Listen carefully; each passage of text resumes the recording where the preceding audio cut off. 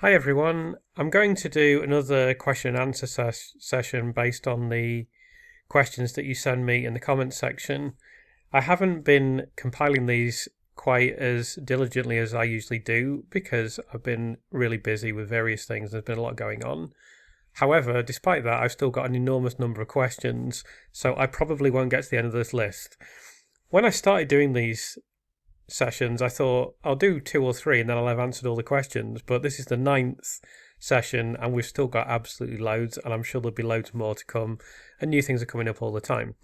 So without further ado, I'll begin with question one. Is there a possibility that you're wrong? Absolutely. There's always a possibility that I could be wrong about something, that anyone could be wrong about something.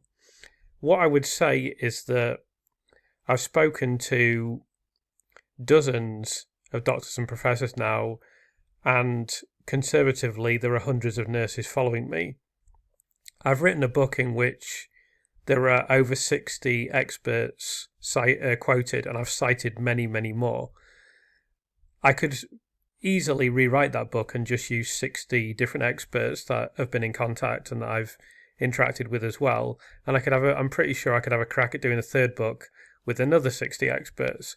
And then, of course, there's other experts on top of that I haven't come into contact with, that I've either seen posting or that maybe I haven't seen posting, but they still hold this opinion. I just haven't come into contact with them yet. And then on top of that, there's the 31 experts that are in the panel, and most of them are not in this book, and I haven't been able to speak with them for legal reasons because I'm not able to bring their evidence onto YouTube or into my book, because it's just the done thing with the Court of Appeal. I don't personally really understand why, but it's just frowned upon. So when you put all that together, and the fact that all of these people are highly critical of the evidence that's been used in court and of the court case as a whole, and the overwhelming majority of them, basically virtually all of them, believe that this is a miscarriage of justice and an unfair trial, and I would say the vast majority of them believe that Lucy Letby is probably innocent or definitely innocent. Then when you put all that together, and then you look at the calibre of people that have come out since the trial to say that Lucy Letby is guilty, which is basically no one of any calibre, any qualifications, any experience. And then you look at the fact that whenever you put this in front of any doctor, they almost inevitably, and I would say literally inevitably, conclude that it's extremely dubious. And then on top of that, the fact that I've heard the same things fed back over and over and over again by all these experts, so they always cite the same things and they always point out the same things. They tend to have their own unique take on things and individual perspectives, and they always bring up new information, and I'm learning new things all the time from having spoken to so many people, but they will say the same things definitively over and over and over again. It's not like there's disagreement on key issues, there's absolute agreement. So when you put all of that together, yes, there's a possibility that I'm wrong, absolutely. And let me just say in finishing this answer, I've never claimed to be an expert. I'm not an expert. I do know a lot about this case. I have done a lot of research, but I always seek expert opinion.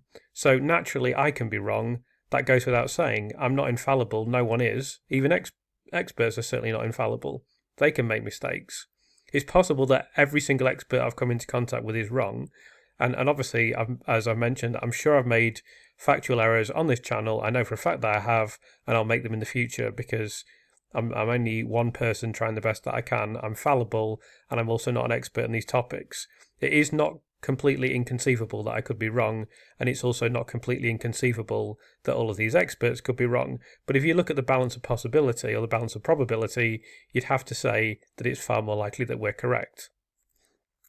Chris, in your view, who is to blame for this probable miscarriage of justice? Cheshire Police, doctors, NHS, expert witnesses, defence, Crown Prosecution Service, or a combination of all parties? Well, I guess the short answer is a combination of all parties, but let me assess those contributing parties individually and try to put them in some sort of order, I suppose.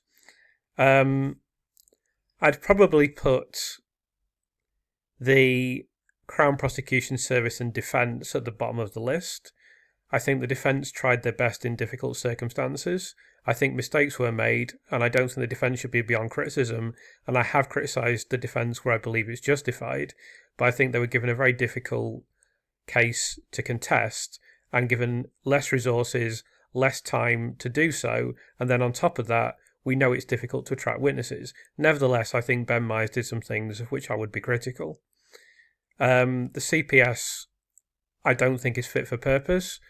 But I can see why, when they saw this big list of evidence that's very difficult for them to assess, that they might have thought the case should go to court. Because there was a clear public interest if the medical evidence is legitimate, and they may have not been in a position to assess this. Now, Dr. Steve Watts has been critical of the Crown Prosecution Service, others have been critical. I frankly agree with that criticism. I don't rate them very highly as an institution or organisation, but we've seen in their recent decision they are at least willing to learn. They are at least willing to take a more principled position when they realise that these new cases that Lucy's been accused of don't have any merit, and they know they're going to lose in court. Now, that can obviously be seen as a self-serving decision. I believe it is a self-serving decision to some extent, but at least they've shown that they're not completely intransigent, and they didn't just wave it away with some reason, such as saying, oh, it's not in the public interest because she's already facing 15 life sentences. They said this doesn't meet the evidential test. So I'd put those two at the bottom. I think the NHS should come next. Clearly, there are massive problems with the NHS, but it's still fairly rare.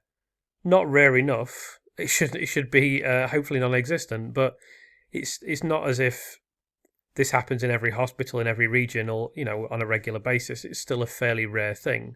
So although there are problems with the NHS system, although there are problems with the culture in the NHS, and these could be contributing factors, I don't think we can say that's key to the case as a whole. And also, the cancer chest was peculiarly, unusually poor. Even within an NHS system we accept has massive problems, particularly in maternity, but I think I'd still put the NHS down the list. Then you get to the big three. The big three are Cheshire Police, the consultants on the unit, and the expert witnesses. Obviously, I would primarily say Dr. Evans and to a somewhat lesser extent Dr. Bohin, but really Dr. Evans is key, obviously. So I think I'd put the doctors third on the list because I do think they had genuine concerns about the deaths on the unit, and I think it was right for them to be concerned. Obviously, they came to completely incorrect conclusions. Obviously, they haven't scrutinised their own practice adequately. Obviously, they also came to incredibly self-serving views. I know some people believe more than that as well. But the reason I would put them third on the list is because second on the list is Cheshire Police. They have to investigate the case properly. It's their job to do that. The hospital, in my view, should never have referred the case to the police. So maybe you could put the hospital, the Cancer Chest Hospital itself, somewhere on the list. But I do think the executives were put in a very difficult position. They tried to resist, and they were manipulated by the consultants. They were backed into a corner, and eventually they felt that they had to contact the police. But they dealt with that as well as they could. The letter they wrote on the 2nd of May was very responsible. It was very well worded. Then they went to meet with Cheshire Police, and they entered into a very sensible discourse with them. They explained the situation. Cheshire Police were not going to investigate, and then they had the wool pulled over their eyes rapidly by Brearey and Jayaram. And I must mention Susie Holt because I've let her off the hook, but she didn't really say that much in the meeting. So ultimately, it is the Cheshire Police's responsibility, job indeed, to investigate, and they did an absolutely lousy job of that. So they must go second in the list.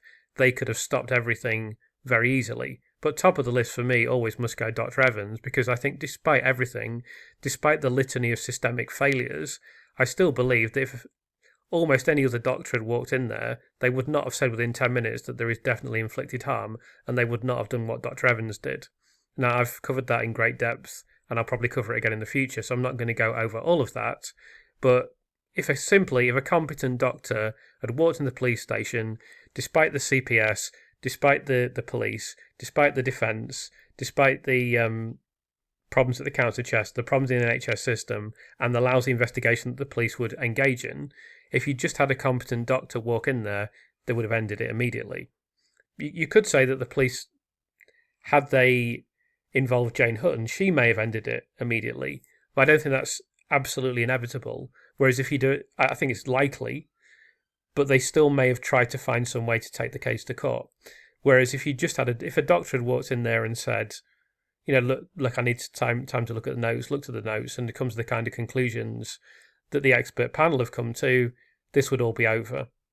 So while there are many important constituent parts in this debacle, ultimately Dr. Evans is the most culpable, because he has put the absolutely execrable medical evidence, and I use the term loosely, in court. He is primarily responsible. Why was Ben Myers not putting forward the obvious issue of where Lucy was supposed to have got all the insulin and how much would have been necessary to do the claimed damage? So I can't really answer the second question because there's numerous reasons for that. What I can tell you is that the claims that were made in court, it's doubtful, or it's certainly questioned, that it's even pharmacologically possible. Now, I'm not even remotely qualified to sit here and tell you what the pharmacological answer is to your question, and I'm not going to pretend. I mean, I could ask ChatGPT. I don't think ChatGPT is qualified to give a good answer. It would need to be an expert. It would need to be done. It would need to be tested, and that just hasn't been done. So I can't really answer the second question. All I can say is that I've spoken to experts, and they have expressed a large amount of scepticism regarding the figures that appeared in court for various reasons. In terms of why Ben Myers didn't put forward the obvious issue, of course, the answer to that question is ultimately, I don't know. I found that a very strange aspect of the court case, that there are allegations regarding insulin, but no solid evidence that any insulin was stolen or any insulin was missing, and Ben Myers didn't seem to raise this as an issue. He did rather focus more on the logistics, which is a legitimate line of defence in my view. But yeah, it was the first thing that occurred to me, like, surely someone has done an audit, so surely someone has demonstrated that some insulin is missing, surely there are some sort of allegations regarding Lucy took this amount at this time from this place and then no. As to why Ben Myers didn't raise that, I can't possibly answer that question. Waiver of privilege, is it a two-way street? Would the prosecution have to give up information about how the police investigation took place and all the police notes that Dewi apparently said there were other suspicious deaths when Lucy was off duty? So the short answer to that question is no. I'm not going to go into this in great depth because it's not an area of expertise for me, to say the least, and it gets very complex. But essentially, as is stated here, legal professional privilege protects communications between a client and their lawyer.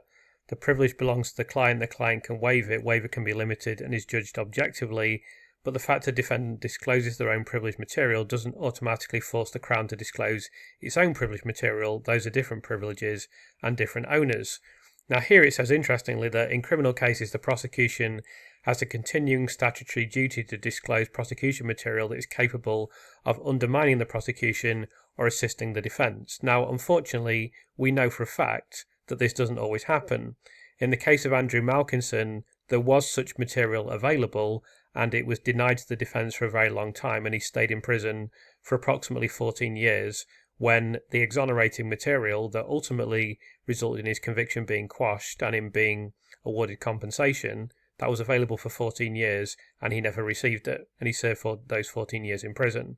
So unfortunately, the prosecution, the state, the police, the Crown Prosecution Service are definitely not immune to what could be reasonably described as underhand tactics, but theoretically they have the statutory duty to disclose undermining information. Of course, they don't do it because they're the police, and I feel bad sometimes. I'm always bashing the police, but and I'm obviously got to know Dr. Steve Watson. He is proud of the work that he did, and rightly so. And I feel really bad for bashing the police all the time, but at the end of the day, they've got previous, and I do need to outline this.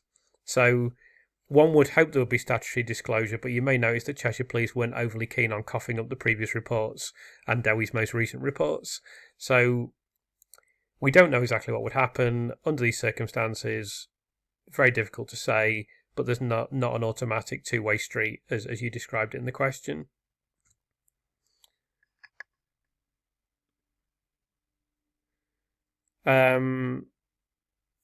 Let's go on to the next question. Also, an interesting discussion on waiver of privilege, which I'm still a bit uncertain about. Maybe, Chris, you might cover this in your next Q&A session. So as with so many things that I discuss nowadays, 3 years ago, would have said, never heard of it, don't know anything about the waiver of privilege. I'm certainly don't wish to sit here and say that I'm an expert, but essentially what it means is that if you're a defendant in a court case and you have an appeal, and I guess you can waive privilege in other circumstances as well, but let's just deal with it. If it's an appeal, then there can be circumstances in which the Crown, in this context, the Crown just means the prosecuting authorities essentially, can ask you to waive what described as waive, but essentially usually you have a privilege, I think it's called litigating privilege, to keep your communications between yourself and your barrister private. There are numerous reasons for that. But there are circumstances in which you can be compelled to waive that privilege. And so the private communications between yourself and your barrister become public. Not public in the sense of being published, but they are shared with the prosecution. This is a little bit contentious and controversial because it's a bit of an uneven process, because as you've seen, the prosecution don't have to share things, and also we know they don't always cough up things under their statutory requirements. So I don't view it as entirely fair, but what I would say is that it's a complete red herring, because at some point Lucy will be required to waive privilege. We don't even know whether this has happened. We don't know whether she does need to waive privilege. We don't know whether she's been asked to waive privilege. We don't know when she will be asked to waive privilege. We don't even know if she has waived privilege or not. But when we say Lucy is doing this, it's just going to be on the advice of her barrister. So if she hasn't waived privilege, it's because Mark McDonald has said to her, we don't need to do that at the moment, or we're not going to do that at the moment for some reason. I don't know, because I'm not privy to these discussions, and anyone else that speaks about it is just speculating, because they don't know anything. No one does, other than people at a very high level that are very intimately involved in the process. There is some speculation that if Lucy waives privilege, she'll reveal something that no one knew before. There's no doubt the prosecution will try to use it in some way, and they'll try, when we see this at the Court of Appeal, the prosecution will try to use technical, legal, procedural arguments, because they always do, because that's what lawyers do. And that's what they will do in the Court of Appeal. And they may use documents that have been waived from Lucy in these arguments. But there's not going to be some sort of confession or, well, actually I did poison the infants or anything like that, clearly. So there have been kind of implications or inferences from some that somehow when Lucy waives privilege, we'll find out that she actually did this, that and the other. But I mean, that's just complete rubbish, frankly. One question I have about Datix, would these be provided to the parents in any litigation? So I think it's fair to say that they would be, because it's a basic freedom of information requirement, as far as I understand it. Again, these are getting into thorny legal issues, but if I was to ask, right, show me all the Datix information for the hospital related to all of these infants, they would say, no, Chris, you're nothing to do with this case. There's all kinds of privacy issues and confidentiality issues. There's no way you're going to get to see those documents, apart from those that are published in the Thirlwell Inquiry already. Whereas if the parents say, we want to see the documents related to our child, they have a statutory right to see them. So in a litigative situation, they should be coughed up, absolutely. Do you think that the prosecution, including the police, the consultants, and even certain court reporters, have been surprised by the worldwide criticism. So let's take that one by one. I think the prosecution don't care. The prosecution don't care about criticism. The prosecution have got rhinoceros skin. They're just not bothered. I think the police will be surprised. I think their own documentary... You know I don't like describing it as a documentary. I don't consider it to be a documentary. I must stop doing that. Their promotional film that they made about Operation Hummingbird, I think that indicates that they were expecting to be garlanded. And I think the Netflix trailer and the fact that that film is coming out very soon, I think they were expecting that to be a victory lap where they were praised to the heavens by all and sundry. I don't think it occurred to them for 1 second that they'd actually done a lousy investigation.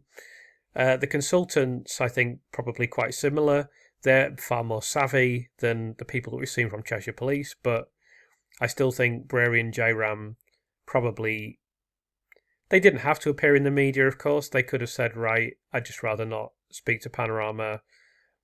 That indicates that perhaps they wanted to get their version of events in the media, but I think... And I think they would have been... Certainly Brearey, I think, is not bothered about being praised for what he did. I think Jayaram obviously is significantly more vulnerable to that. So I think Jayaram of the two is probably more likely to have been surprised by the criticism. I think Brearey's a pretty slick operator and is prepared for anything. With regard to court reporters, obviously that this incorporates several different people. I think they were very much taken in by the prosecution case, and I think they will also be surprised because I think they were genuine in their reporting, even though it was very unbalanced and biased in my view.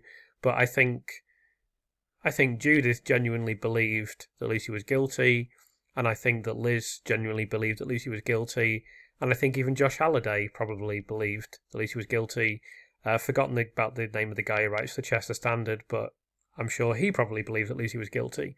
Everyone was taken in by the prosecution case, just as the gentleman, I won't name his YouTube channel, came out at the time of the I don't know when he initially started talking about the Lucy Letby case, but when the verdict came out, he came down very strongly on the side of guilt. He was in court. In my view, he was taken in by the prosecution case. Now, I'm not trying to pretend that I'm some super astute, incredibly intuitive person, but I didn't go through the trial. I didn't go through the court reporting. I believe I would have been able to see through it, but it just became very obvious to me very quickly that this could have been a miscarriage of justice for various factors and reasons involved. And it is surprising to me that people were so easily taken in, but the prosecution is very good at doing that kind of thing. That's what they're trained to do. That's why they're rich. I mean, Nick Johnson will be a wealthy guy because he's very good at doing what he does. Nurse Letby was not there when similar collapses occurred, which were ignored, but in any case, being there in a crisis was her job. It's more significant in the baby A case that one doctor did not attend the mother, and a second one failed to complete the job he started sometime before Nurse Letby came on shift.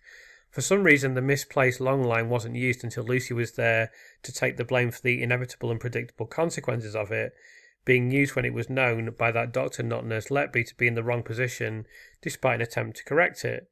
People not doing their job often leads to worse results than someone doing their job, so why was no one prosecuted for not doing their job? Well, I think there's a very simple answer to that question. There's two reasons. The first one is complete lack of understanding from the police. Let me add a third reason. The first one is a complete lack of understanding from the police. The second reason is Dr. Evans we know for a fact, made absolutely no effort to investigate the hospital. And the third reason is that the hospital itself and the consultants on the unit were reluctant to review their own practice, or if they did review their own practice, as Dr. John Gibbs claimed that they did, then they did an extremely poor job, and the review was very biased, concluding that we didn't do anything wrong. So it just, essentially, the short answer is some people that could have done that, some people that could have been involved with holding that act to account had no incentive to do so, and some were too incompetent to do so. I'm curious to know the level of competence for intubation and resuscitation, first of all for the consultants, then the registrars, then the junior doctors who were working in the Cancer Chester neonatal unit in 2015 to 2016. It is mandatory to undergo regular updates in training and to have proof of the update by means of a certificate. It would be interesting to know when they all last had their updates and whether it was of a sufficient level to competently resuscitate, intubate, and set correct ventilator settings. So, firstly, we can't answer the last question because, again, this is confidential information that just wouldn't be provided. It's not readily available. If I asked for the hospital to provide it, they would say no. So we'll never know the specifics about staff on the unit. In terms of the more general question about the level of competence, you've probably heard from numerous experts and numerous healthcare professionals by now who have obviously been critical of the level of general competence on the unit. So I think it's reasonable for me to say their competence with intubation and resuscitation was not particularly great. I think also it's fair to say that an inappropriate and unusual burden was placed on the registrars and junior doctors on this unit, perhaps due to a lack of consultant presence and perhaps due to understaffing. The last thing I will say is that Professor Colin Morley has told me that it's becoming harder for people to intubate and resuscitate and do these critical techniques correctly due to a lack of practice during training. And I have seen evidence.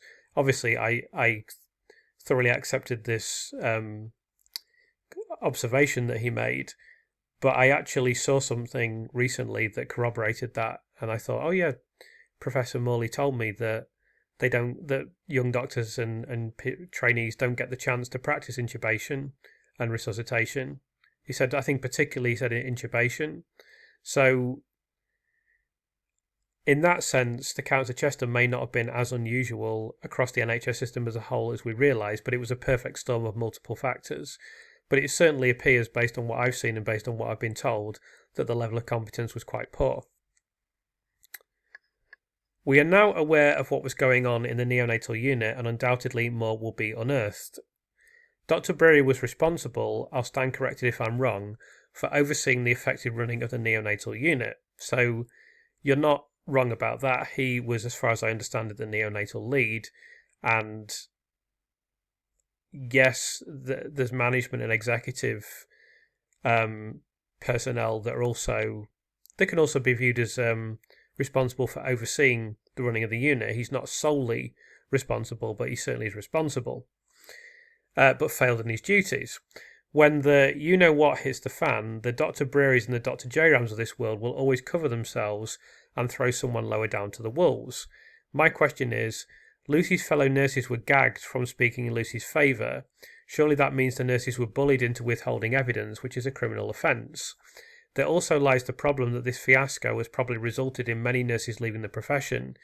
Young people will probably think twice about embarking upon a nursing career. I know I would. This is something we can ill afford when the NHS is understaffed as it is. Last question, why isn't Lucy's trade union representing her? What has Lucy been paying her subs for? So let's deal logically enough with the first question first. You mention about nurses being gagged and whether or not this is a criminal offence. Now, I have actually examined this in a previous question or answer session, and in my opinion, I can't prove this because I'm not privy to the documents and discussions, but the hospital is constantly can ask for legal advice. So they will have phrased this and they will have expressed this and they will have conveyed this to the nurses in such a way that the nurses were discouraged, but they themselves were covered legally. So if they said, we will sack you if you speak in court, that would cross the line of being unacceptable. They will have phrased it in such a way that they're saying it might be not be looked upon favourably, it could hinder you in this regard. But they just will have phrased it in such a way that they know we've covered ourselves legally, and we've killed two birds with one stone. We've discouraged them from participating, is the answer to your question. I obviously agree with your observations about nurses leaving the profession, and I also agree that this is something that the NHS can ill afford. In terms of Lucy's trade union representing her, at this point in time, we can't realistically expect trade union representation because whether we like it or not, Lucy is a convicted serial killer, and it's far too reputationally risky for the trade union to represent her. When I believe they should have represented her, when it was before she was a convicted serial killer, when she really needed their help.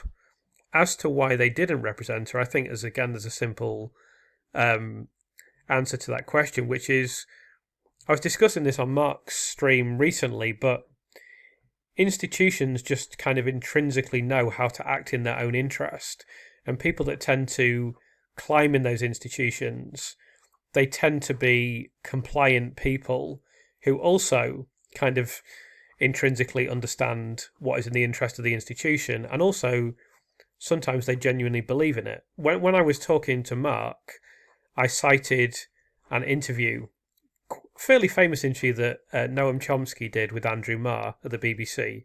I believe it was in 1999, but it was some years ago now. And during that, I think Andrew Marr thought he was going to take Chomsky to the cleaners, which of course he didn't, because Chomsky, whether you agree with what he says or not, is an incredibly studious, phenomenally well-informed person, and he obviously ran rings around Andrew Marr. But at one point, Andrew Marr asked him a question about, how do you know I'm self-censoring? And Chomsky just cut him down immediately. And so you should look for this clip, if you can find it.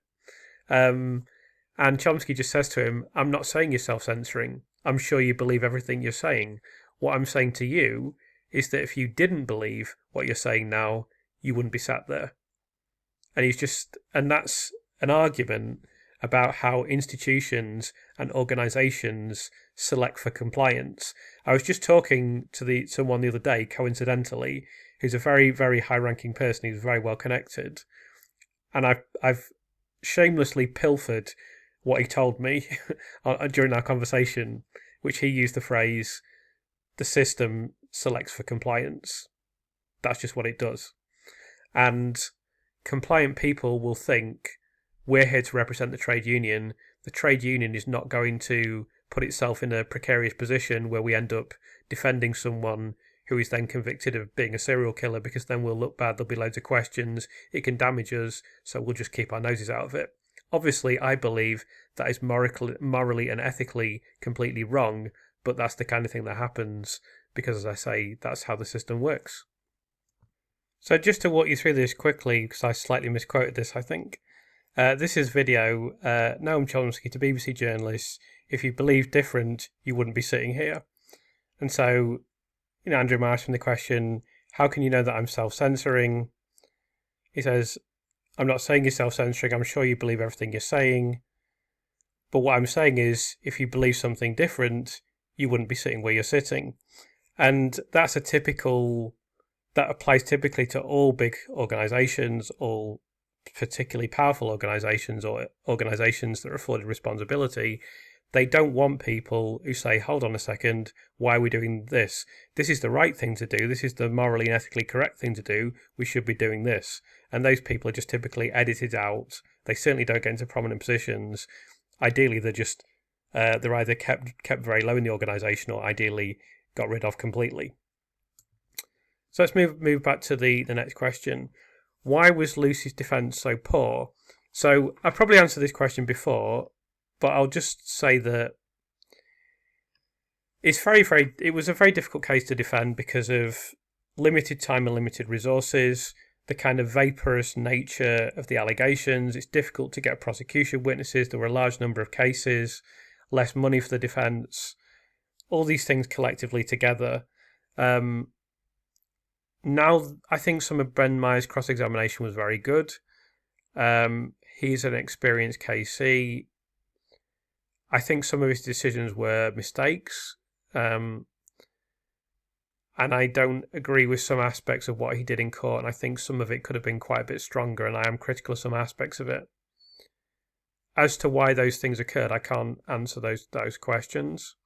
I don't know why he did a weak job on things that I consider to be important. I think that One thing I can say is that I think he's a kind of technical lawyer, and he kind of put a technical argument in court, and he perhaps didn't understand what would convince the jury, and perhaps what he most failed to do was to create a compelling counter-narrative for the jury to fasten onto. Now, the way the case was heard, which is apparently not unusual at all, quite the opposite, is usual for prosecution than a defence, but given how long the prosecution spent in this case, I still believe it would have been a lot fairer for it to be child A, then child B, child C, etc.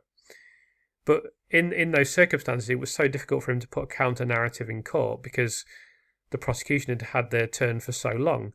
But he did need to do something stronger in that department. And I think he did some exemplary cross-examination, but what he often missed was like the underlying argument of just really pressing it home to the jury so they can understand. And perhaps in this regard, I understand how people think and I understand how people reason and I understand how they draw conclusions about things. And perhaps he didn't have the same understanding because he's used to doing kind of technical legal cases. And what he mounted was a technical legal defence that unfortunately was unable to convince the jury in what was a very emotive case, and a case that the prosecution made as emotive as possible. Chris, I can tell you what a lumbar puncture is like. It's bloody horrible. But I was 8 years old and I knew what was happening. When my uncle, who was a professor of medicine in Canada, heard that they'd done 2 of them on me in succession because the first one showed nothing, he was furious because he thought it caused more symptoms than my actual illness. That was 1972-ish. Should they really have been doing that to neonates in the 21st century when it was considered an unreasonable risk more than 4 decades before? It's very difficult for me to answer this question. It seems like something I should put to Martin Pittman. I can obviously research this further still, but I think I will just ask Martin about that question. We're going to have several sessions with Martin in the future, and he can give his view on that. I think for me, I'd be giving a very uninformed opinion, but certainly based on your account, it does seem like something that would be troubling for neonates to go through, but I really don't think the world is going to benefit from hearing my uneducated view on this question. I cannot see how the unit was as bad as it was if the consultants were trained and qualified for the job they were doing. Things were incredibly bad and they didn't even recognise that things were bad. How do multiple underqualified consultants all end up at the same hospital? Was it because they couldn't get jobs anywhere else? Had they been sacked from previous jobs? Was it an HR failure and it had become known that the Council of Chester wasn't really checking qualifications, so it was a place where underqualified people could get employment? Okay, so the first thing is the consultants were trained and qualified for the job they were doing. That's absolutely mandatory. So mistakes were made, and I'm always reluctant for me to sit here and say they were bad consultants. I don't know if that was the case. They might have just had a bad run of, practice. I think it's fair to say, I don't see how anyone could reasonably disagree with this, that the attitude to monitoring on the unit was enormously suboptimal. They obviously made a lot of other mistakes, but that, from what I have heard, continually, repeatedly, from numerous experts, both doctors and nurses, is unforgivable. And also, they all cite the fact that monitoring is very, very important with neonates.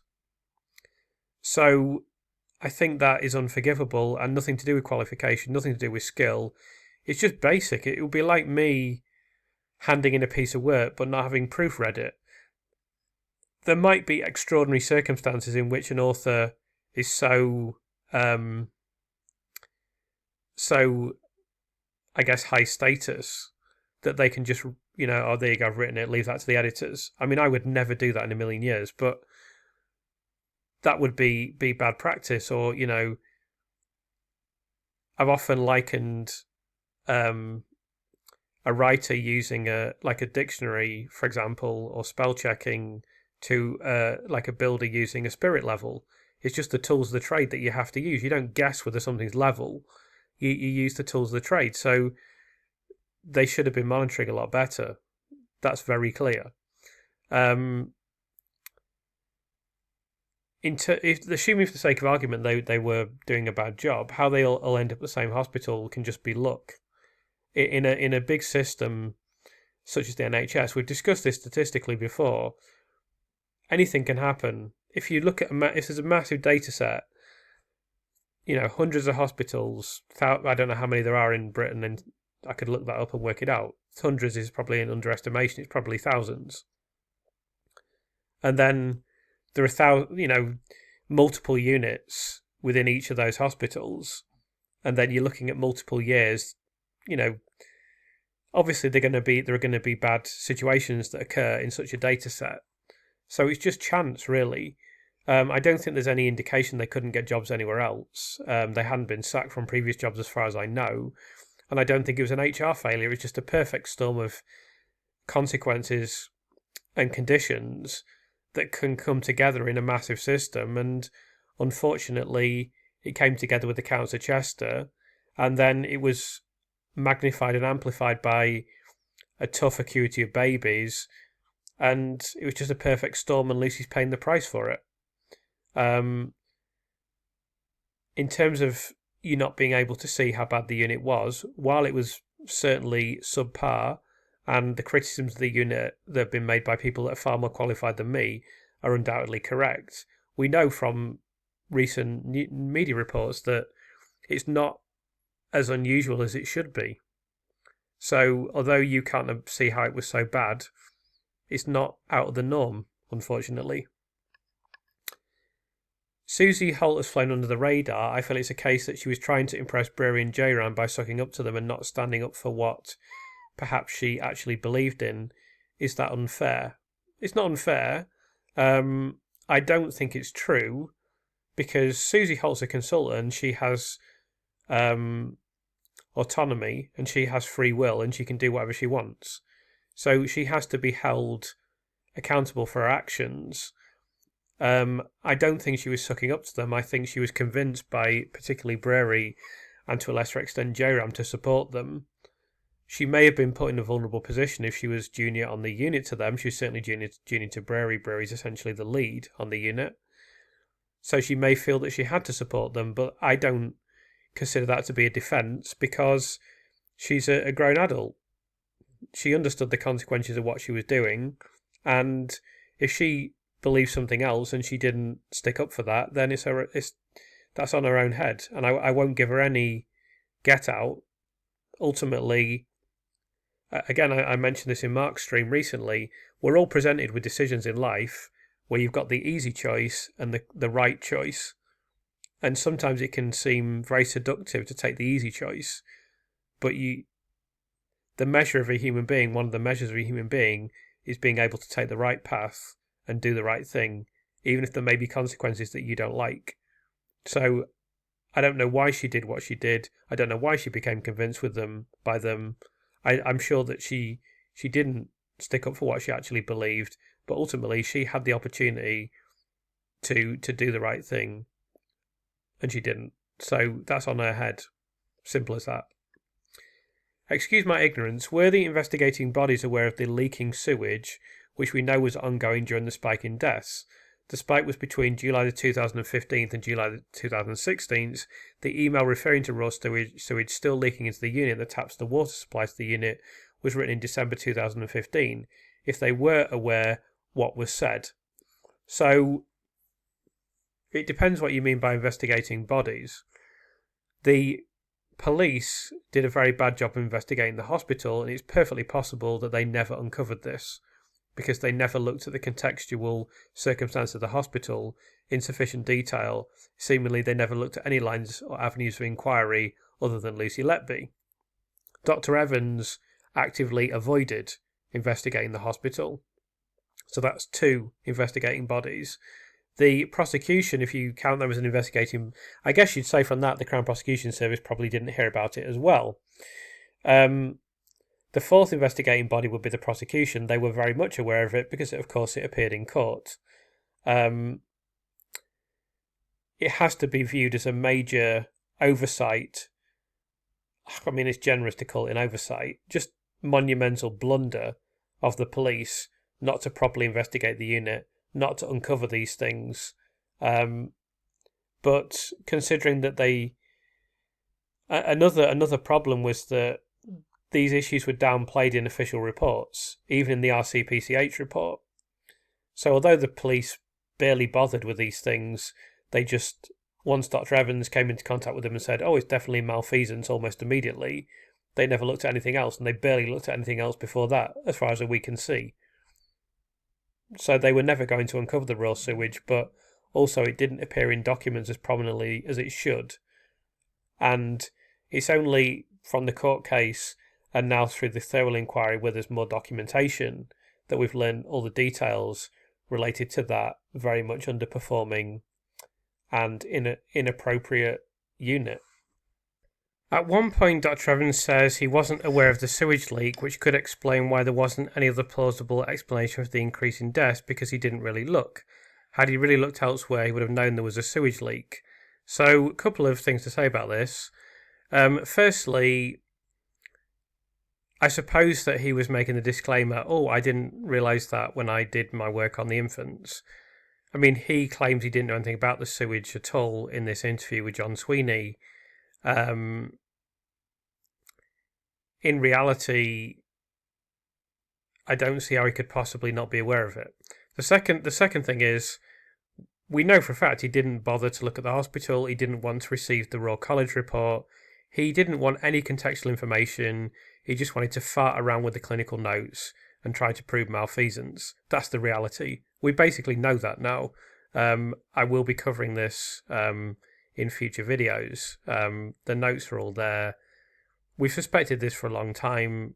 You can now see it very clearly. He didn't want any other experts. He didn't want to know anything about the hospital. All he wanted to do was look at the clinical notes, and all he wanted to do was look for malfeasance in the clinical notes. As you've said here. Was the sewage leak ongoing throughout the spike period? Yes, it was. All of the details of that are included in the court case.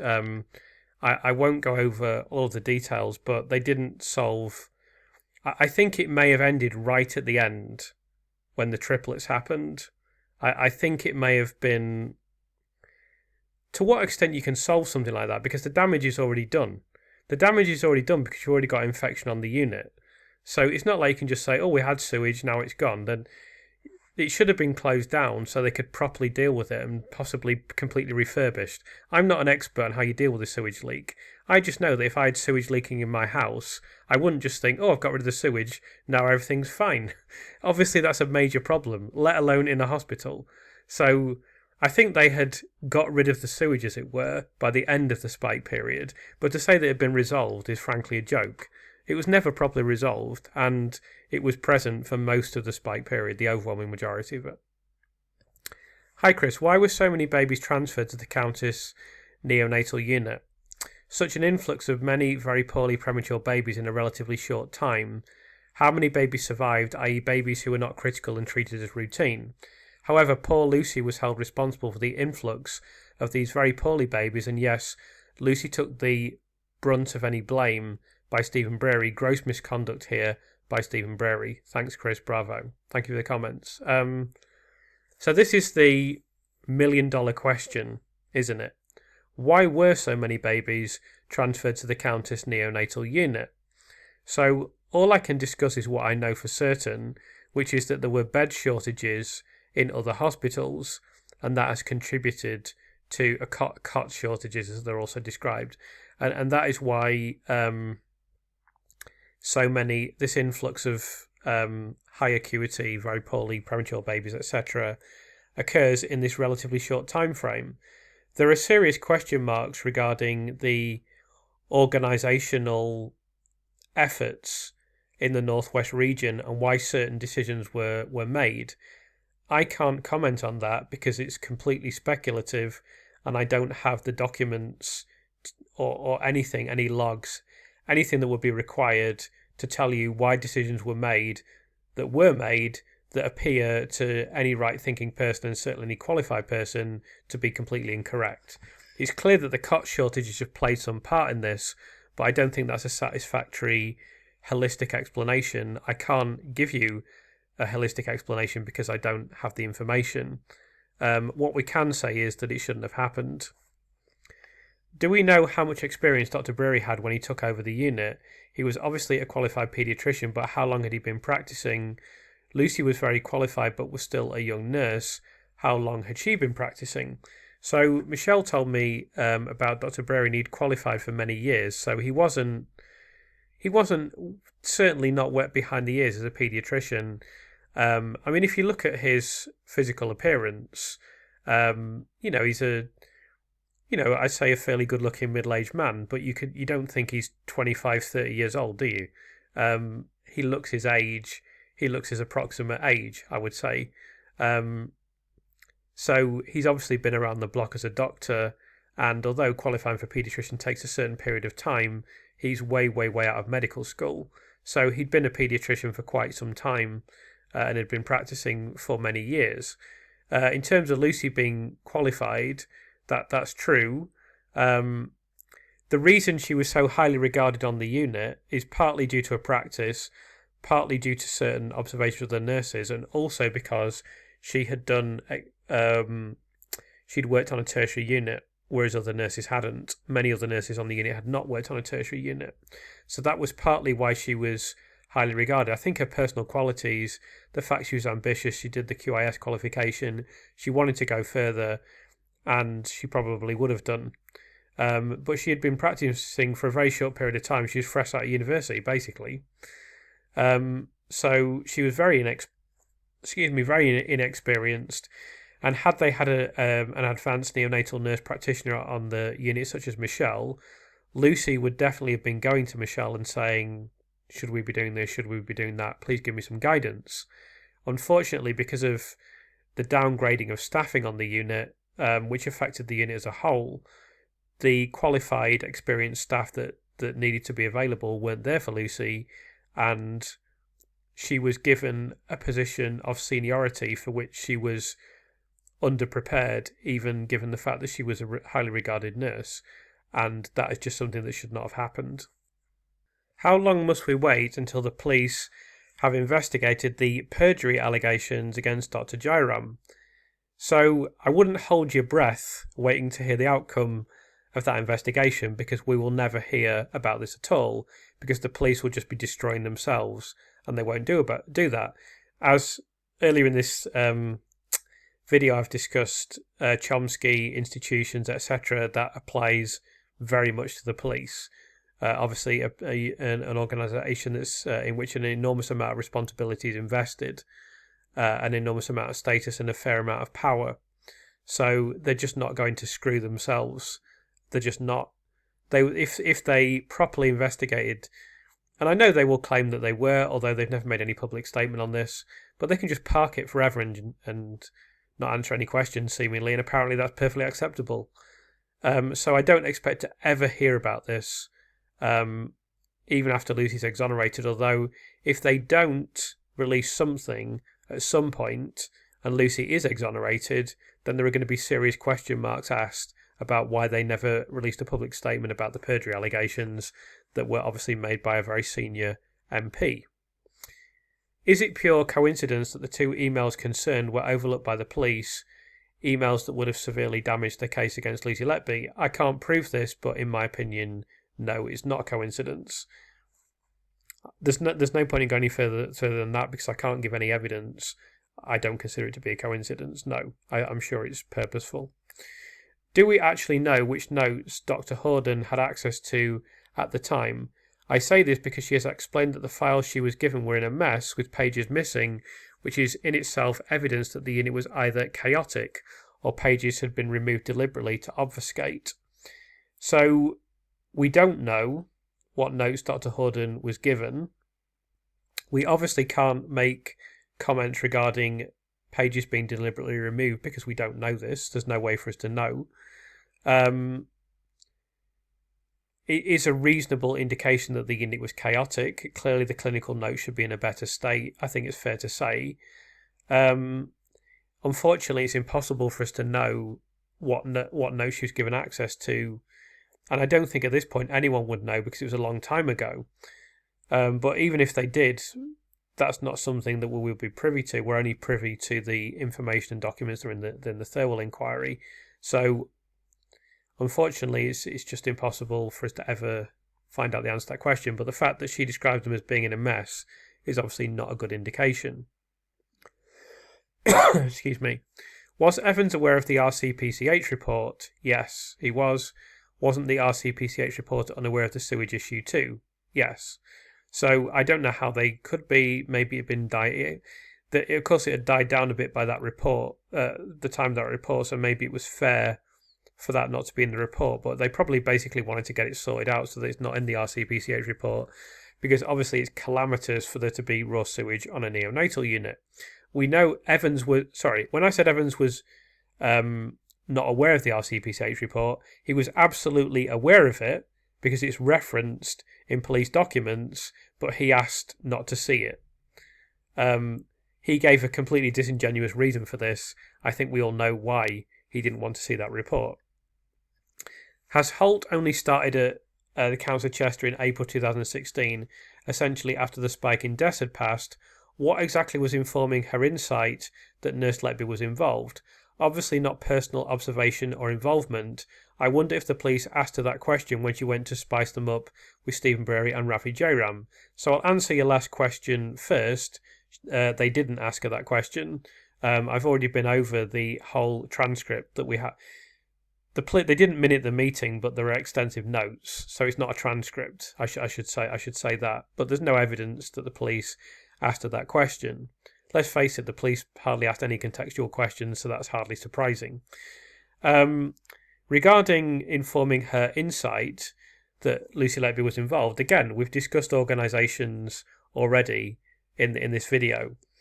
When you get a group of people together and there is an incentive for them to take a personal position on something or to have a personal viewpoint, it's very easy for a certain view to gain momentum and for then that to be advanced and everything else to just steadily melt away until it doesn't exist anymore. So by the time Susie Holt started, there was a consensus, and then as she's new on the unit, it's very easy for her to just go along with the consensus. So perhaps that is something of a defence for her, and she was in a difficult position, but she didn't need to be at the meeting, did she? So it's not a very strong defence. She could have said, okay, well, I'm not going to say anything to obstruct you, but I've only just arrived here. I don't know anything about this. I'm certainly not coming to the police station with you. I'm not being obstructive, but that's up to you to fight that corner. That's something she could have done. She's obviously a compliant person. As I say, compliant people tend to rise in organisations. People that are not compliant, antsy, difficult, questioning people tend not to rise in organisations. Hi Chris, just had another thought. The unexpected irony for these medics is it was all about their reputations, yet now their reputations have been thoroughly discredited. I understand Jenny, the wonderful nurse from America, also pointed out the presence of a female doctor at meetings with police would have been significant in decision making. So I can't comment about the second part because I'm not sure exactly what you're referencing, and I mean even my interview with Jenny was very long, and I know she said a lot of stuff, and we'll get Jenny back. I mean, I love Jenny and got a lot of respect for her. In terms of the unexpected irony, I agree, it is deeply ironic that their reputations must have been a contributing, motivating factor, and now they've damaged their reputations, and it may get still worse for them. I believe that it probably will. That is ironic. As I say, when there is a view that is self-serving, that can often raise to the surface, like bubbles in a pint of lager. It's almost an inevitable chemical process where if there's a group of people, they're powerful people, there's a self-serving view that they could take, they almost inevitably will take the self-serving position. And that's what's happened here. And in the short term, they saw that as being the only logical outcome. And I say I don't believe Lucy was deliberately targeted. I believe it's more likely the process that I've described has occurred. I accept I can be wrong, but yeah, it's absolutely ironic that now they're in serious reputational hazard, shall we say. It couldn't possibly be any clearer that Lucy is completely innocent. I find it impossible to believe that every one of the 7 consultants still honestly believe she is guilty, some or maybe all of them must surely know they were completely wrong, but not one has stepped forward to say this. So the reason I highlight this comment is because I want to just convey something for you all to consider. So it would be fairly extraordinary, I think, if none of the consultants had any doubts about anything that they asserted at the time. Obviously, Brearey and Jayaram are the important ones, really. Dr. John Gibbs, perhaps to a lesser extent. But even if that is the case, there is a kind of natural mechanism of self-preservation that would be burning inside you that would say, just keep your head down and hope that all this blows over somehow. As much as that may seem morally reprehensible under the circumstances, it would be a very big thing. It would be enormous news. It's not something that you could do quietly in any way. It would change your life. You'd still be in the firing line, because if the conviction collapses, it's not like anyone would say, oh, well, this consultant was the person who blew it all open by saying that they think they may have been wrong. That wouldn't get you off the hook. If anything, that would just put you in the firing line even more. So I'm not saying that to defend them. I'm just saying that it's another example of people will act in self-interest. People will act in a method of self-preservation. If that is, it's another example of the fork in the road. Should I do the easier thing, or should I do the right thing? The right thing would be to come forward. The easier thing is not to come forward. So that's why we haven't heard from any of them. I'm sure they have doubts. I'm sure they do. I'm sure at least some of them do. I believe, so this is a question about, triplets in the case. What grade of doctor performed the C-section? What grade of doctor was at the delivery? And how many? One junior doctor for this situation of early gestation preterm twins would in no way have been adequate and more seriously safe. Plus they had to contend with a compromised mother. All care should have been consultant grade at delivery. Was it? I believe the information we have at the moment is not even the tip of the iceberg. So that's clearly a post from someone who's very knowledgeable, and possibly more knowledgeable than me. So I'll try to address the questions asked. So I'm not going to go through all of the details for this because there are a lot, and the court case goes on for a long time, going into a lot of different things. But Dr. Maybury is a registrar on the unit. As it's stated here, he was a registrar on the call for 4 different units who was present at the time, and Dr. Katerina Cook was a senior house officer. So, and she was present at the time as well, and was involved in the care of Child O. So you can just immediately say that no, there wasn't consultant level care, there wasn't consultants involved.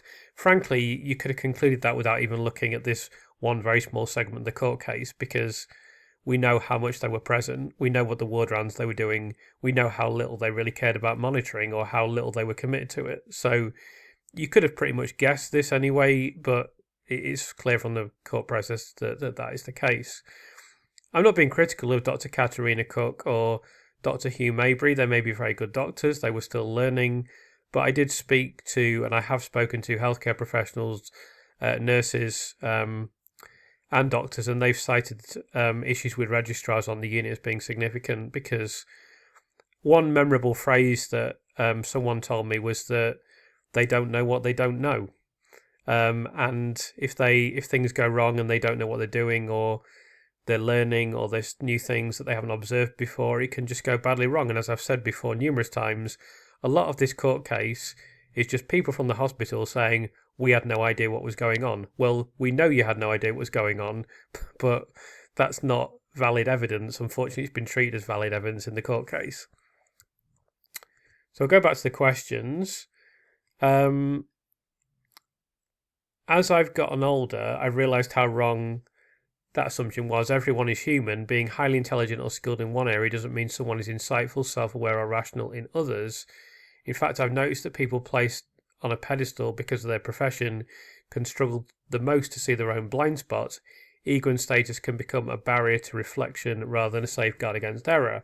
So again, the reason that I've highlighted this comment is I think it's particularly true from my experience. I think one of the things is that when you get a feedback loop of being good at something, particularly if it's in an intellectual field, then you can start to believe that you're superior to other people and that eventually you can believe yourself to be infallible. It's always important to remember that all human beings are fallible, and everyone's capable of mistakes and will make mistakes. It's just a part of being human. But I just wanted to highlight this comment because I think it's very important. Were any babies allegedly murdered after the letter of apology to Lucy? No, absolutely not, because Lucy had been taken on the unit and sadly she never returned to nursing, of course. So, no, it is a simple answer to that question. Can you clear up what exactly is meant by the consultants doing 2 rounds a week, as it's a bit ambiguous? Does it mean each consultant does 2 rounds a week, a total of 14 done per week, or does it mean together only 2 rounds are done per week on the ward, with each doctor only doing just over a round a month? So my understanding has always been that it means there were 2 rounds in total per week, because it's not always the same consultant on duty. So when we say there should be 2 rounds a day, we don't mean per consultant, we mean per the consultant body as a whole. So literally, yes, what you're saying is true. Each doctor can be doing a very minimal number of ward rounds per month, as you rightly say. It depends who's rotated in and rotated out, essentially, but yes, certainly my understanding is they were just doing 2 ward rounds a week, and that's really the consultant body that does that collectively. I believe the situation at the spike period was that there was supposed to be 2 consultant ward rounds per week. 14 is more than a tertiary centre would have. The consultant spent very little time in the neonatal unit. An American nurse has been going through the Thirlwell documents and gets the impression there was one big thorough round on a Wednesday, may have involved one or more attending on a rota, or a nominated interested consultant taking the lion's share, and likely another at the weekend. This impression was based on a junior doctor's account from Thirlwell.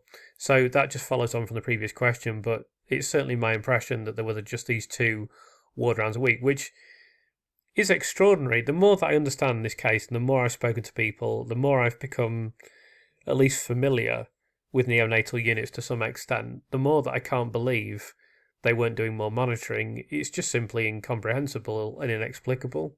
It's a very strange detail of a very strange and sad story. Hi Chris, interesting video once again. Wasn't Susie also a good friend of Dr. Landez, who was involved in a court case with Dewi Evans? So I'm not too sure about this.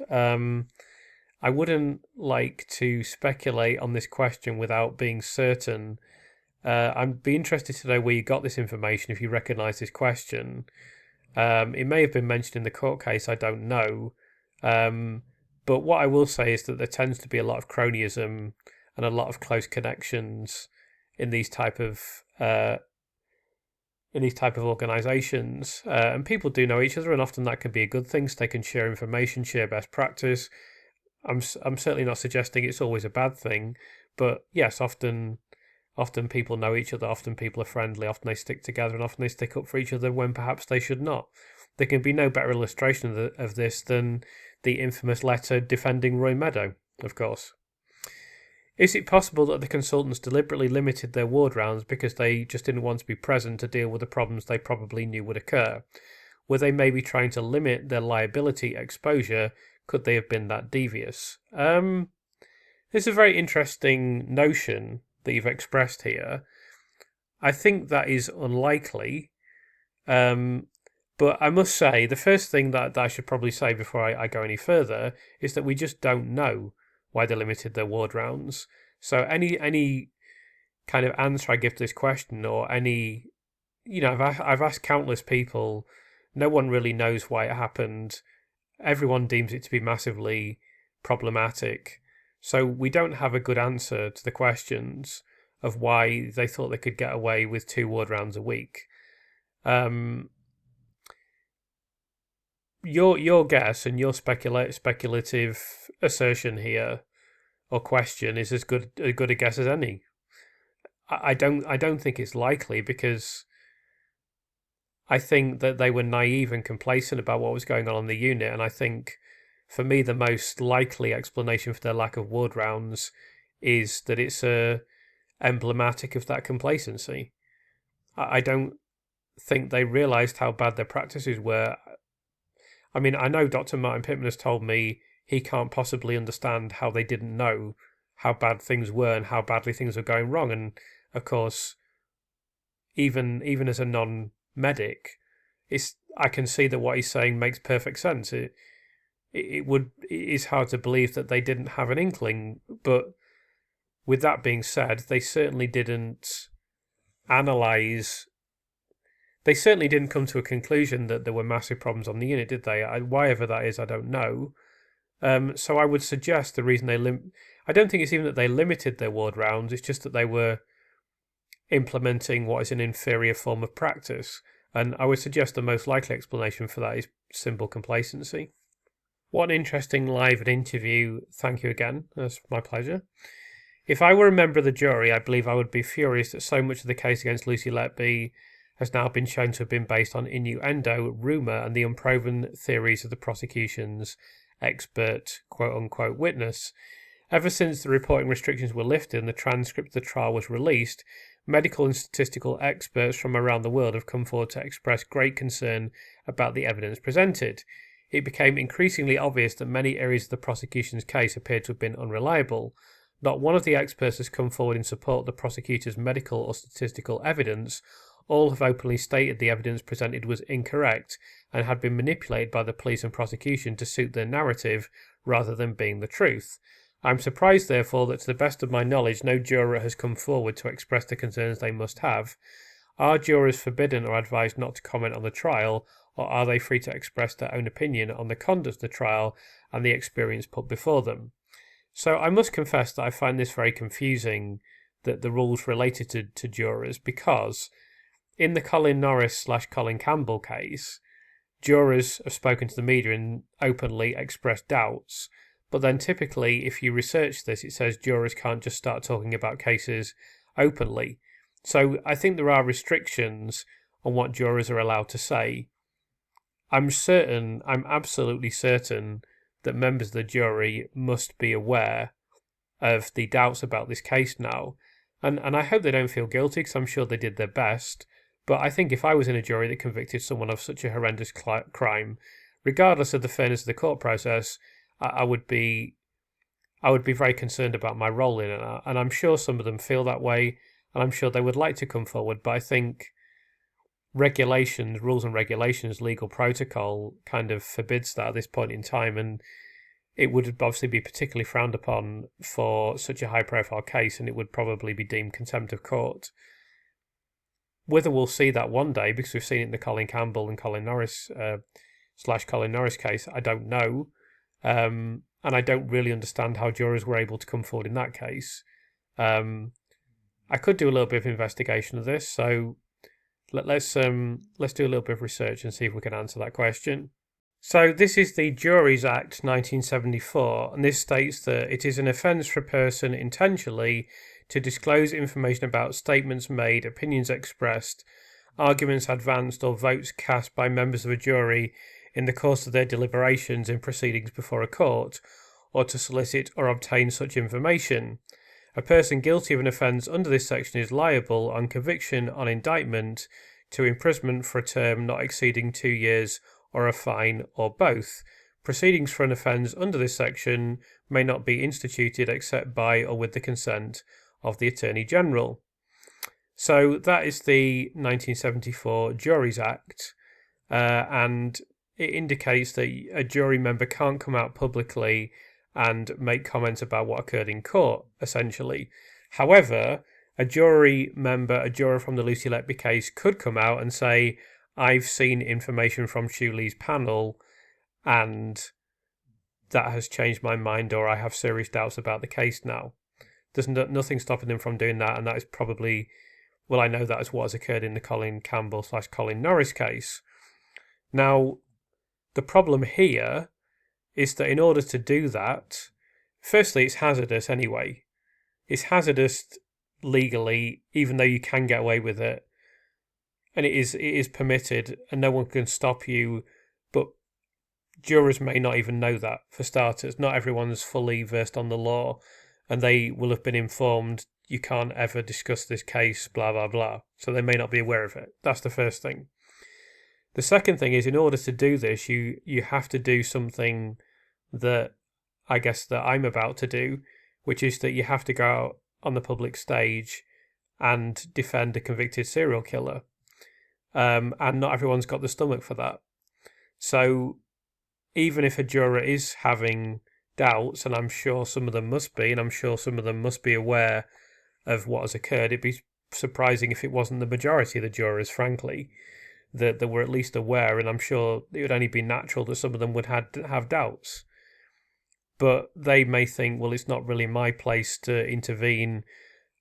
Do I really want to put myself in the media under the circumstances? And so forth. That would be obviously a very strong, compelling reason why they might not wish to get involved, but they theoretically could, and I'm certain that jurors will be having doubts about these verdicts by now. So we'll return to the next question. Susie Holt joined when consultant Elizabeth Newby left, and Holt quickly got on board with the narrative. I do wonder whether Elizabeth Newby left because perhaps she did not agree with the witch hunt of Lucy. I think there's a distinct possibility that that's true. It's also possible that I think it can be a contributing factor. Another contributing factor can be that it was an unpleasant atmosphere. We see comments in the Thirlwell inquiry from one doctor saying the atmosphere was awful, the consultant body's behaviour was really poor. I didn't enjoy working there. When I went to other hospitals, it was much better. So it wouldn't be surprising. We've all been, let's face it, most of us have been in workplaces like that. I certainly have. In fact, most of the workplaces I worked in were like that. It's one of the reasons that I stopped working in workplaces. So, yeah, it's very possible that this was a contributing factor. And I think just the general atmosphere and culture of the Council of Chester may have been another factor. If Myers in his closing speech was arguing that poor care standards were the killer, if any existed, then I don't understand why the occlusion of the Medical Royal College report and the grievance was not material to any appeal in the absence of forensic or indeed any evidence of malfeasance. So I would suggest to you that as the judge ruled the Royal College report cannot be a factor in the case, it therefore cannot be a central factor in the appeal. I don't know what rules exist with regard to how much you can reference something that's been excluded from the case, but I would suggest that you can't use it that much. It still may be possible for Mark McDonald to bring in evidence of the microbiology related issues to do with the sewage, sepsis and other bacterium, etc. on the unit. But he may not be able to use the Royal College report to demonstrate that. I would suggest that is the reason why it wasn't used in the appeal. Pointing out Bohin had got the wrong homework answer from old Dewi, exactly what independence. Even the two neonatologists who were asked, Royal College and Transport Guy, came up with 4 completely different choices each as cases to look at initially if they thought there were any suspicious deaths too. Retrospective antenna twitching at that task 2. Rogues as chief witnesses. Why did the cops ignore that? So I think I'll probably get this similar questions, many questions in the future.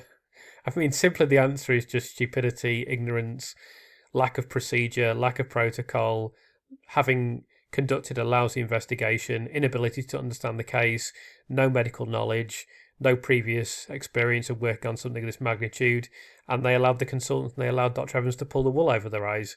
It really is as simple as that. There is no other explanation. There's no need for any other explanation. They're just not very good at their job, unfortunately. I broadly agree with Keith on the points he makes here. This is anaesthetist Keith Wilkinson, Dr. Keith Wilkinson, who I interviewed. With the exception that I don't think the doctors made a mistake when they pointed the finger at Lucy. They knew full well there was never a serial killer on the ward, otherwise why wait a year to contact the police? They were in serious trouble and their careers were in jeopardy when Lucy won her grievance against them. A gang of 7 mediocre doctors with no moral compass. So again, we are hypothesizing and theorizing here to a certain extent, as we simply don't know why this occurred. But my opinion has always been, with regard to why they took a year to contact the police, is just simple cowardice. In the letter by Dr. Murthy Saladi, he states that the consultants have to accept that they can be suspects and that they should contact the police immediately. And as I've said previously, Dr. Brearey and Dr. Jayaram in particular, they don't want to be suspects and they don't want to be whistleblowers. And to some extent, I understand why they don't want to be whistleblowers.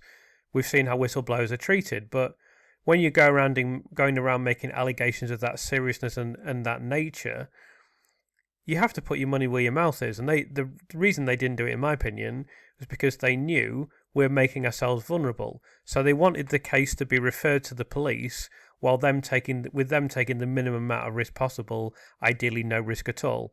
And they managed to manipulate that into happening, and then they managed to manipulate the police process. So I don't disagree that they had no moral compass. I absolutely agree with you. However, I don't think it was necessarily because of the reasons that you're suggesting. I think they wanted to refer it to the police, but they didn't want to have to pick up the phone. That's why you've got Dr. Jayaram saying, "Oh, I had no idea what to do when I thought I saw Lucy attacking child K," which we know we didn't really see at all. You don't need. Well, firstly, I've been told you're trained on this all the time. But even if he hadn't been trained on it, you don't need to be trained. It's an absolute joke. It's embarrassing for an adult to sit in court and say that. Complete crap, obviously. And basically, he's just a coward. And Brearey's a coward. It's as simple as that. Diary notes were a psychiatric agreement based on the training and solicitation of a medic to gain information determining the mental state of a patient to be discussed and appraised at a future session and actioned on with meds if required. Momentary feelings of self-flagellation occur all the time through trauma. These diary entries are not meant to be agonised over by oneself in secret, but to be analysed and dissected with a doctor. Did this session take place and did the medic reveal anything? So there's no doubt that these sessions took place, because we know Catherine DeBager was involved with doing this. We do have her statement from the Thirlwell inquiry in which she speaks positively about Lucy, and she was brave to do that, and I really respect her, and it's a shame she can't come forward and say more. I'm sure that she has doubts about Lucy's conviction at the very least. We know there are other people in the hospital that do as well. Unfortunately, I can't say any more than that because we just simply do not know what occurred in these sessions. Again, there's patient counsellor confidentiality, and we're just never going to see those documents, so I can't comment beyond that, unfortunately. I am new to this case, so may well be wrong, but it seems to me that the strongest element in the prosecution case is the whistleblowing aspect, where consultants suspected foul play. Without that element, I find it hard to believe that the case would have passed the police, the CPS and the jury. I know that many questions have been raised about the whistleblowing, but have those questions dealt it a decisive blow? Well, you raise a very interesting point, despite being new to the case. There's no doubt the kind of whistleblowing as you describe it, although it's not whistleblowing in the truest sense of the word, in an accurate definition of the word, there's no doubt that it's had a significant influence on the advancing of the case. However, now the case has been in court, and now it's been tried on evidence, and Dr. Evans has spun his web in the courtroom in order to release Lucy. The medical evidence is really the key thing. So when I'm talking about the police and I'm trying to highlight all these things and reveal what went on, that's really important in telling a story. And that's really important in convincing people and demonstrating to people and illustrating to people what happened. And that's important for public opinion, and that's important for putting pressure on a system that must recognise that this is completely wrong. But the substance of the appeal must focus on the medical evidence. It's as simple as that. So, unfortunately, it doesn't deal the conviction a decisive blow, but then nothing really does. It's going to be overturned by 1,000 small cuts, not by one decisive blow. And that's why everything people can do online, on social media, supporting others, writing letters, just trying to convince people, it's all part of the public pressure and public outcry that needs to be created. And that's really important, but unfortunately there isn't going to be one silver bullet that overturns this. In the adversarial courtroom, whoever is reiterating emotive or striking language is out to manipulate the jury, plain and simple. In other words, where's your actual case? I think many people have highlighted the problems with the adversarial system. I've had several people on, I've spoken to several people. It's clear that there are major problems. I'd also like to highlight the fact that the prosecution tried really hard to make this an emotional and emotive case, and that is not what should happen in a courtroom. A courtroom should be based on facts. It should be based on a dispassionate investigation of the evidence to try and establish the truth. Of course, we're human beings and there's going to be emotion sometimes, but that should be downplayed as much as possible, not amplified as much as possible. So that's a really critical aspect of this whole debacle, in my opinion. Someone like you should lecture in a university journalism course. Hard work is essential. I don't see a lot of that from the initial hacks. Sitting on your backside for 10 months looking for gotchas for headlines is not journalism. Most people only note the headlines. Well, firstly, thank you for your kind words. I do agree with you about people noting the headlines. And I have been critical of the media coverage of this case, and I don't think that's unfair. What I can say, just to try and give you some balance, is that when people are reporting on a court case, there is a kind of onus on just reporting the facts. It's like reporting rather than dissecting. So that can, to some extent, reflect the coverage. However, I agree with you that the coverage was generally grisly and ghoulish, and also that not enough questions were asked. But that's normal. We're lucky that there's some outstanding journalists out there working across multiple publications, and they have asked questions and they have done some great work. And we're really lucky that they exist, and we're really lucky they're working within the mainstream. So although there's a lot of bad stuff, there's been a lot of bad stuff out there about Lucy, and there's been a lot of bad media coverage and a lot of bad articles. I do think that, let me just say as well, when you see someone like Liz Hull, it's hard to feel too positive about journalism as a whole, but overall the response to Lucy's conviction from numerous journalists has restored my faith in certainly print journalism to some extent, because people have been willing to stick their neck out and say, look, this isn't popular, it's controversial, but it needs to be said. And the publications have backed them as well. And there's some people in very high positions who are editors of of various desks at very, very prominent publications, and I really commend them for that. And I've got to know some of these people, and I'm really grateful for what they've done.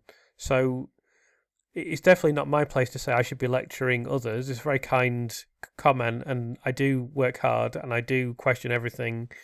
It's a little bit easier for me, of course, outside of the system. I must emphasise that. But there have been good journalists and there has been good journalism, and it's important for me, I think, to emphasise that. Myers, for example, obviously did what he thought right in how he defended Lucy at trial, but I wonder what his subsequent post-trial thoughts are, considering the number of guilty verdicts and the length of the jail term she received. Do we know exactly why he was replaced by Mark McDonald after the second trial? So I'll deal with the second question first. I think there are several reasons why he was replaced. Let me say also that he wasn't actually immediately replaced, because he did deal with Lucy's original leave to appeal.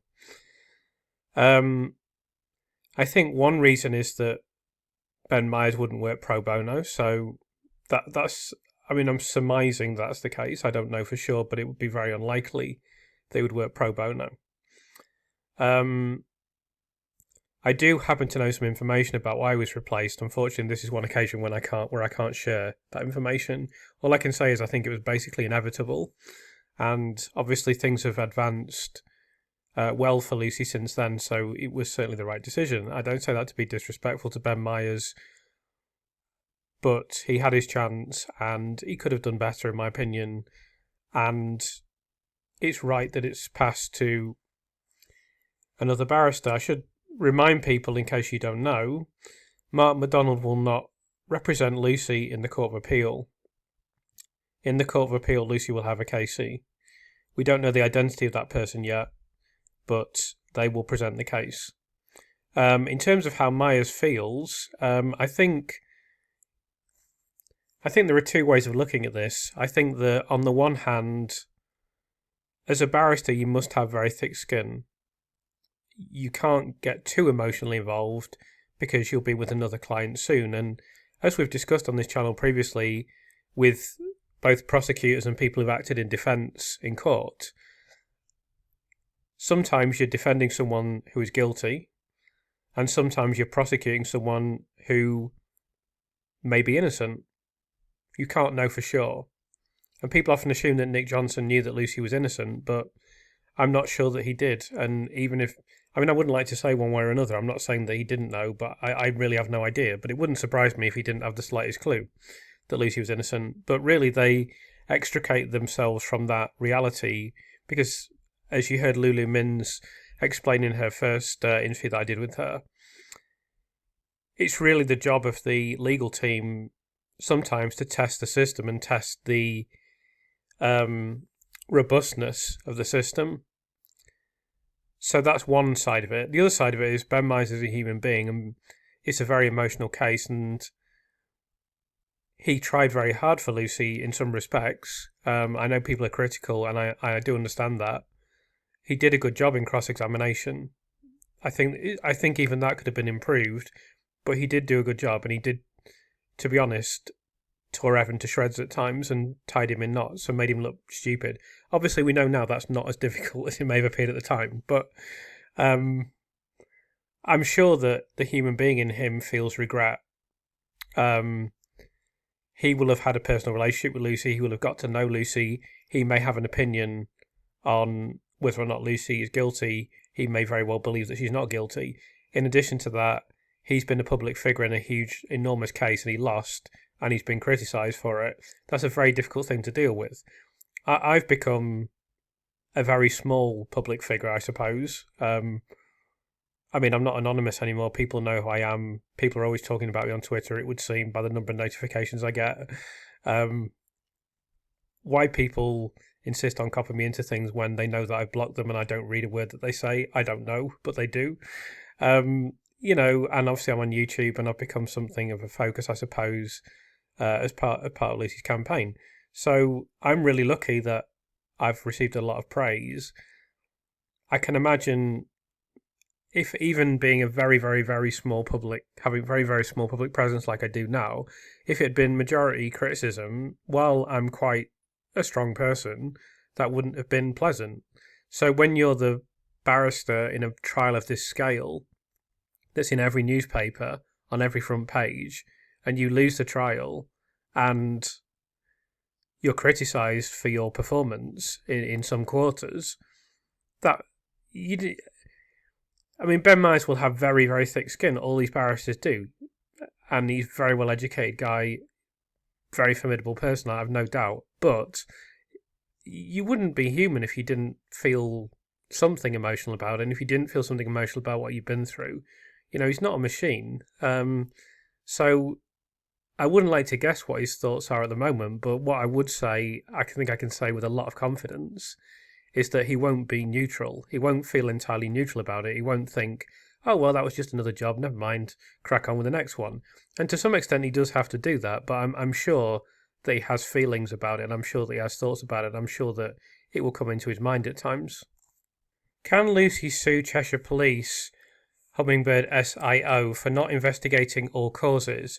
She has a clean sweep of exonerations from grievance, the medical Royal College report, world expert panel, and Rich and Gill and the statisticians with the same De Burke and Poggiani cases which Hummingbird knew about as they threaten Richard's amicus brief. So, good question. So the first thing to say is that yes, she can, because anyone can sue anyone.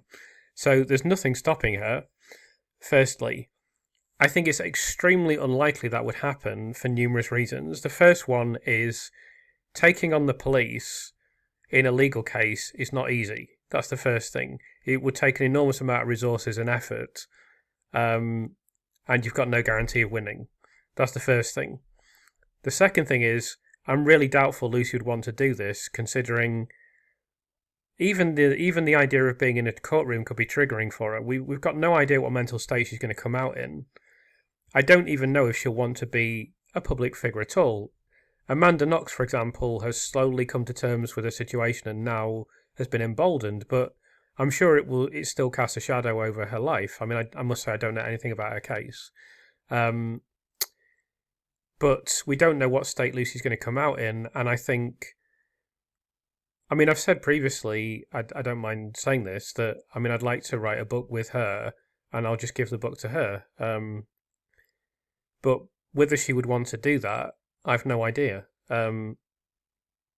It's quite possible that she wouldn't, because she might think, I don't want to go over it all again, I don't want to be in the public eye, I just want to disappear as much as I can.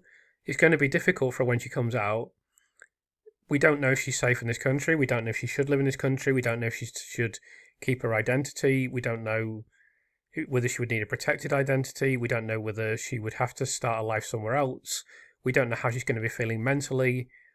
The last thing she's going to want to do, unfortunately, is go into a massive and very difficult legal case that the police will fight tooth and nail to the end, and if they win, they'd take money off her if they could, because they're there to protect themselves. They've made that very clear. So, I mean, this is... She may have a good case, I don't know, but I think this is a phenomenally unlikely outcome. I think Lucy will just want to do enjoyable, relaxing and happy things. So I don't think this would ever happen. In Dutch law, when one of the sides questions the impartiality of the judge or court, they can put forward a request of recusal. In Dutch, this is called Reken van de Rechtbank. Apologies for my pronunciation. Is this common in British law, and if so, why hasn't the defence put this forward? So I found numerous links to answer your question, but it's highly complex, so I thought the easiest thing was to do a summary here. So the short answer is yes, both judges and jurors can be challenged in UK law, but the tests are strict, the rules on timing are tight, and post-trial revelations, especially about what happened in jury deliberations, are usually of limited value. That combination explains why you don't see recusal challenge applications very often, and why a defence team doesn't always or can't easily rely on them. So, I mean, I would have instinctively answered this question by saying challenging the judiciary is tough. The judge would have had to do something mental. It's almost impossible, in my view. But English wealth law recognises judicial recusal for actual or apparent bias, but the problem is that the level you'd have to reach would be enormous, because the judge has a huge amount of responsibility, authority and power. As soon as he sits down with his wig and his hammer, I don't even know if they have a hammer in UK court, it's a bit of a cliche, but as soon as the judge sits down in a court, it would take... That just invests an enormous amount of power in that person, an enormous amount of responsibility and authority. And I just, overturning anything a judge does, I would say instinctively is almost impossible. It says here that the governing test is whether a fair-minded and informed observer looking at the facts would conclude there was a real possibility of bias. the Porter versus McGill formulation applied in domestic guidance. A party who thinks a judge should step down normally raises the point promptly and may make an informal approach first. So that's another problem, that this hasn't been raised promptly. I just don't think that this is a feasible avenue for Lucy at all. So I think we can really forget about this, to be honest. But it was interesting to learn a little bit about recusal because I knew nothing about it at all. So this will be the last question I answer today because it's a long one, and I'll save from my remaining questions, which are numerous, for our 10th session of this nature. If no culprit was found for the death figures, what oversight investigation from both internal and external bodies would have had to take place at the hospital? What were the possible repercussions of damning reports for issues the police never investigated or did and ignored? Was the board and consultants worried about being in the eye of a future storm? Did this all come to a crashing end the moment Letby came into the frame? Why downgrade the unit after Letby's removal? It was a killer that caused the deaths, not a lack of staff, etc. The horses bolted because Letby left the barn doors open. Letby's gone, horses will no longer bolt. Why does everything have to change when you believe you've got rid of the problem? By immediately addressing the issues, you've admitted the hinges have come off the barn doors as they'd rusted/snapped and were never replaced. So all good questions, but I can actually answer the downgrading of the unit question quite quickly. So the reason the unit was downgraded is that the unit was downgraded in July 2016 when Lucy was removed from her nursing duties and put into an administrative role. So she wasn't even... They didn't even write to the police until May 2017. So the authorities had made the decision at that time, look, we're going to downgrade this unit. Its performance is very poor. And what was actually planned to happen was that Lucy was going to go back onto the unit at some point. And that was days away from happening when the police were engaged. So in a more rational and fair world, what would have happened was Lucy simply would have gone back onto the unit. The efforts had been made to reintegrate her. She'd met with her colleagues and she was ready to go back onto the unit as a nurse, which I think shows actually incredible bravery. I'm inclined to say that it was rather naive. As I've said previously, you would never have got me going back onto a unit in which people had accused me of killing babies or killing anyone or doing anything like that, any serious criminal offence. I would know I've got to get myself out of there, and there's no way I would work around those people under any circumstances. But Lucy was very passionate. I think it's kind of an act of defiance as well. She obviously bought a house. It was obviously easier for her to do that. And her reintegration had begun, and she essentially, what would have happened if it wasn't for the intervention of the police is she would have gone back onto the unit, she would have done her normal work, they were dealing with less complex cases, there would have been the same outcomes that there have been since, and it all would have blown over. And who knows, Lucy might have thought, well, actually, I can't work here long term, I'll get transferred to another unit. But that was days away from happening because of the downgrade of the unit and then Lucy being taken off the unit. So the reason to downgrade the unit, I can see what you're saying, and it seems logical, but at the time they made the decision to downgrade, it hadn't been established that Lucy was, in their eyes, guilty. In fact, she hadn't even been referred to the police. So you can't say, right, we've put Lucy in an administrative position, so we won't downgrade the unit now because we know Lucy's killed all the babies, because they hadn't even begun the process of investigating that, really. They just had the case was passed to the police with no evidence, as we know, as we've established in previous videos, let alone had any evidence been produced at that point. So the downgrading of the unit was kind of inevitable. That's the first thing. If we return to the earlier questions, if no culprit was found for the death figures, what oversight investigation from both internal and external bodies would have had to take place at the hospital? That's a good question. The first thing to say is that the hospital should have been doing things internally, obviously, because the results had been very poor. In terms of external bodies, they'd already been examined by the Care Quality Commission and the Royal College, and one would presume that those reports were central in the downgrading of the unit. That's kind of drifted away as being a factor in this whole debacle because the focus became Lucy Letby, and the focus became whether or not Lucy Letby was guilty. So therefore, there hasn't been too much reporting or too much documented or certainly publicised regarding the downgrading of the unit. We just know that the unit was downgraded, and we know why the unit was downgraded, and we know when the unit was downgraded, but we don't really know the kind of mechanism. Well, I certainly don't know the mechanism that led to that decision. So I think the external bodies that are responsible for the Counts of Chester had already effectively made their decision at that point, and then there'll be further reviews of the hospital, as has indeed occurred. Internally, they'd have to get their shit together. Basically, that's absolutely mandatory for them. And I think blaming everything on Lucy has to some extent prevented them from doing that. And of course, we've seen that they haven't actually improved. They're still ranked very poorly. Now, I know Dr. Martin Pittman said when he was on the channel that you can't treat those league tables as gospel, which I agree with, definitely. But he also said it's a very good indication that standards are not great still. So I hope that answers that question. What were the possible repercussions of damning reports for issues the police never investigated or did and ignored? So I think I've kind of answered that question. The repercussions are essentially what has happened to the unit. I mean, eventually, I suppose, if the performance was worse and worse and worse and really, really poor, the unit would be closed. We've heard Professor Hugh Lee suggest that in Canada the unit would be closed based on what he's seen. I don't know if that's true, but I have no reason to disbelieve him given his status and given his experience. Whether or not it should be closed down in this country, I don't know. It's impossible for me to comment. But I suppose if you continually turned in a level of execrable performance, then you should be closed down. So that's one possible repercussion, I suppose.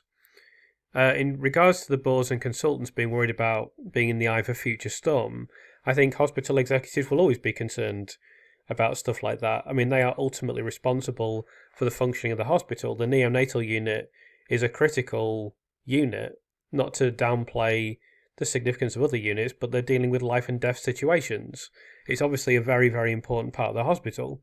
So if that is malfunctioning to such an extent that it's downgraded, they've already had Noah Robinson, remember, where it was found that there were major mistakes made and an infant died when it was very avoidable.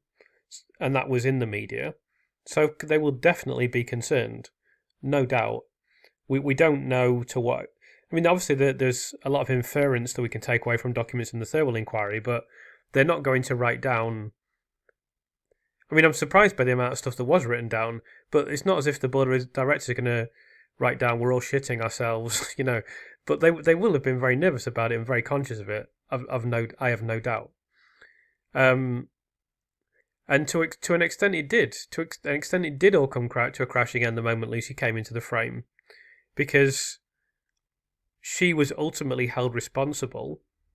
And then because of the downgrading, they didn't have babies die after that. Although it's very difficult to get the figures. Impossible, in fact. So yeah, it all kind of drifted and melted away. And Lucy was scapegoated for the entire thing. The last thing I just want to say in this video is that I've been trying my best to balance everything. I haven't been as active with comments, but also at a certain point it just became impossible for me to keep up. Like, I got 623 comments for this video. And I've been previously, one of the reasons I tried to respond to everything was I'd try to see all the questions and put them to one side for these videos. That's going to become harder and harder. But having said that, I already have 6 pages of questions that I haven't answered in this video, so there'll be plenty for next month, but I'll try and find some more, and please do leave them. I try to read as many comments as I can. I try to respond to as many as I can. So I really do appreciate them. It helps with the algorithmic profile of the videos. So I'm really grateful. And with that in mind, I just broke through 200,000 watch hours for the channel, which I could never have anticipated when I began.